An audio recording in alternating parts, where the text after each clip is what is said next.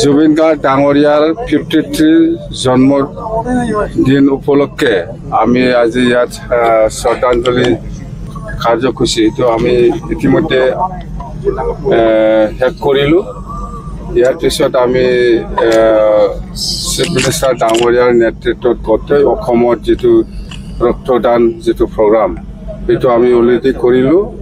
আৰু ইয়াৰ পিছত আমাৰ জুবিন গাৰ্গ ডাঙৰীয়াৰ যিটো ষ্টেচু আৰু পাৰ্ক সেইটো আমি ফাউণ্ডেশ্যন লে কৰিলোঁ। ইয়াৰ পিছত লাষ্টত এতিয়া গছ ৰোৱা যিটো কাৰ্যসূচী সেইটো আমি শেষ কৰিলোঁ।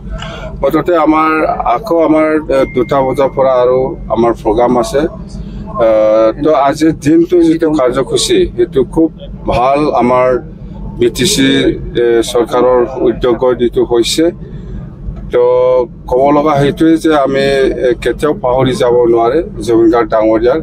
সেইকাৰণে আমি BTCবাসী ৰাইজে বিচৰা নিচিনা জুবিন গাৰ্গ ডাঙৰীয়াৰ যিটো প্ৰতিমূৰ্তি বা যিটো পাৰ্ক এইটো আমি আজি উদ্বোধন কৰিলোঁ। মুঠতে এই পাৰ্কৰ নামত আমাৰ কমেও 20-25 কোটি বা 30 কোটি এনেকুৱা আমাৰ এক্সপেক্ট আছে। আমি কনচেপ্ট পেপাৰ বনাই আছোঁ। মুঠতে সেই যিখন পাৰ্ক হ'ব সেইটো খুব ভাল পাৰ্ক হ'ব। ইয়াৰ বাদে আপোনালোকে অকল জুবিন গাৰ্গ ডাঙৰীয়াৰ নহয়, ডক্টৰ ভূপেন হাজৰিকা ডাঙৰীয়াৰ নামতে আমি ভাল এটা ষ্টেচু আৰু পাৰ্ক আমি বনাম।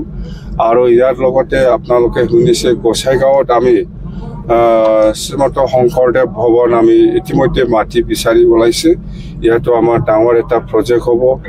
ইয়াৰ বাদে আমি আজি ঘোষণা কৰিব বিচাৰিছোঁ যে জুবিন গাৰ্গ ডাঙৰীয়াই বিজনী আৰু তামোলপুৰত স্কুলৰ সময়ত পঢ়িছিল বুলি আমি শুনিছোঁ মানে কনফাৰ্ম।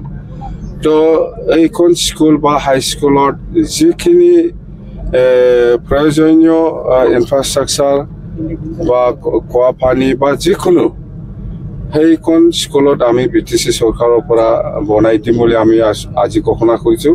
বিজনী আৰু তামোলপুৰত জুবিন গাৰ্গ ডাঙৰীয়াই শিক্ষাটো লৈছে বুলি আমি কনফাৰ্মেশ্যন পাইছোঁ।